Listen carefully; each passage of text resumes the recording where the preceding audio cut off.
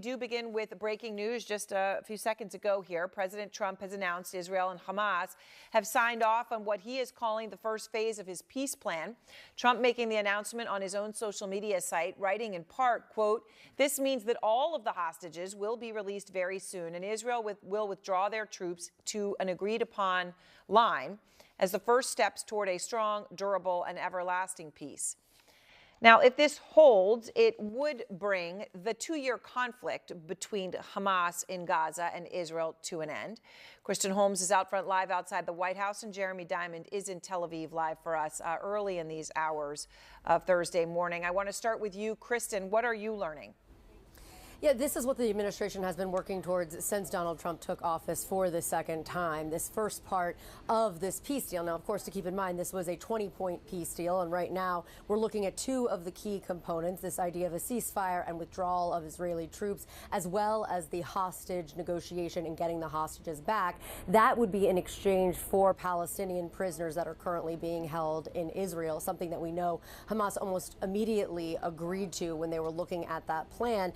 But we also know that Hamas has a number of other sticking points, as does Israel. Things that were listed in this peace plan included things like Palestinian statehood, which the Israeli prime minister has said is an absolute red line. But clearly, this is the first phase of all of this, and it is something that his team has been working on. It comes nearly 2 hours after we saw Marco Rubio, the Secretary of State, walk into a room where President Trump was doing sort of a panel, talking to various cabinet officials about Antifa, and handed him a note that said, "We're very close, and we need you to look at a Truth Social or draft a Truth Social so you can be the first one to announce it." Clearly, President Trump was the first one to announce it, and this is something that both sides wanted. We didn't hear it from Israel. We didn't hear it from Hamas. All we heard was from President Trump putting it out there. So what exactly this looks like? Well, there's still going to be a lot of questions. We know there are roughly 20 living hostages. We also know they're going to be returning the dead hostages as well. We also know that this idea of Israeli withdrawal of troops, what does that look like? Is that everybody? What kind of withdrawal? What does the timeline look like? One of the things to keep in mind when you looked at that 20-point plan was that they said both sides had to agree on the timeline of withdrawal. We still don't know what that actually is, but this right here is the first phase that they are announcing in this peace deal, saying talks are going to be ongoing.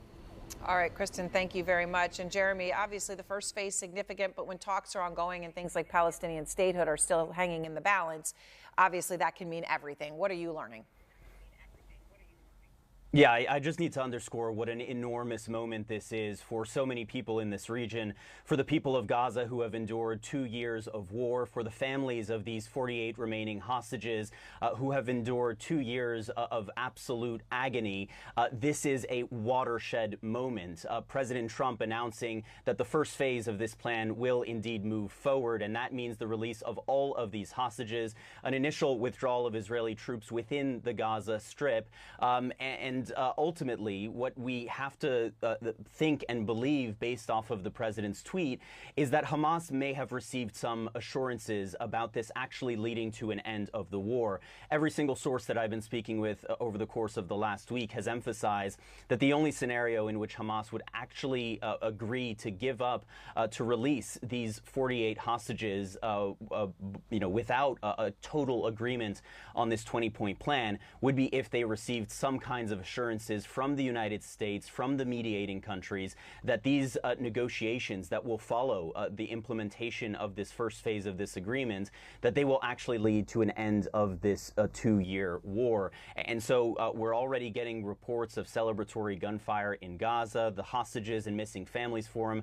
has just put out a statement acknowledging the enormity of this moment for the families of those hostages who have waited so long, who were waiting with bated breath tonight, as so many Israelis were as well tonight. And also a message from the Israeli Prime Minister just released from his office saying, quote, "With God's help, we will bring them all home." Now, there are a number of questions as well. How quickly will the release of these hostages happen? Remember in that 20-point plan that the president released last week, it said 72 hours from the moment of agreement. A process will also need to unfold in Israel. This deal will have to come before the Israeli cabinet for a vote in order to move forward with the release of these hostages, as well as the release of the Palestinian prisoners held in Israeli prisons who will be released in exchange for them. But once again, an enormous moment and one that many in this region hope will be a turning point. And I can tell you that there is a sigh of relief and celebrations already underway over here. Aaron.